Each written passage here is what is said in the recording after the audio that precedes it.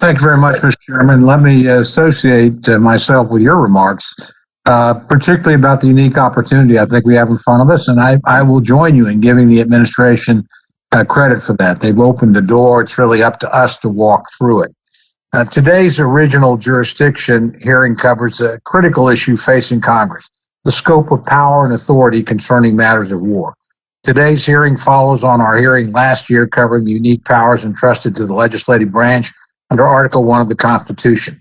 Frankly, there's no topic more important or serious than Congress's authority to declare when, where, and how our nation chooses to go to war.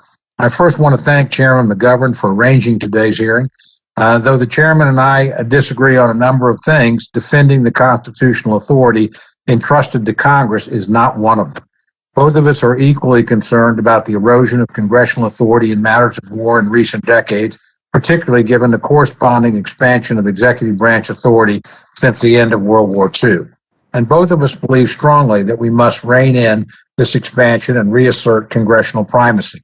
In Article 1, Section 8 of the Constitution, Congress is granted specific powers in relation to war. Among these is the executive power to declare war, the power to the exclusive power to declare war, the power to raise and support armies and a navy, and to make rules for regulation of the armed forces. There's an inherent tension between congressional authority to declare war and the president's power under Article 2 of the Constitution to be the commander-in-chief of the armed forces. But in recent years, the trend has been for the executive branch to seize authority at the expense of Congress. In 1973, Congress passed the War Powers Resolution, which became law over President Nixon's veto. And I just want to pause and insert, important to remember, it became law over the president's veto. That meant it was a bipartisan decision by Congress because you wouldn't have been able to overcome that veto without both Republican and Democratic support. And that was done at a time of war when we were still deeply involved in Vietnam. It tells you how strongly our predecessors, I think, felt about trying to rein this problem in. The War Powers Resolution states clearly that the president cannot commit the United States to an armed conflict without the consent of the U.S. Congress. In the event that the United States engages in hostilities with a foreign power, the War Powers Resolution requires congressional notification and forbids the use of armed force after 60 calendar days without an authorization for the use of military force. In recent years, presidents from both parties have committed American military forces to combat without consulting Congress. In 1993, President Clinton committed American military forces to the UN-led intervention in Bosnia. In 2011, President Obama committed American military forces to NATO-led intervention in Libya.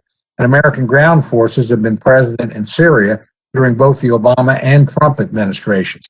Each of these incidents has represented a further expansion of independent executive practice to commit American armed forces and a further erosion of congressional authority.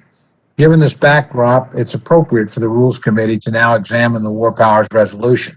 It's clear to me that the existing War Powers framework is no longer sufficient to safeguard congressional authority. I'm hopeful that our hearing today will shed additional light on what reforms can and should be made to ensure that Congress will continue to fulfill its constitutional obligations and that executive action will be undertaken within the bounds of clear statutory authority. Of course, such a hearing would not be complete without noting the 5 ongoing authorizations for the use of military force that are still active today.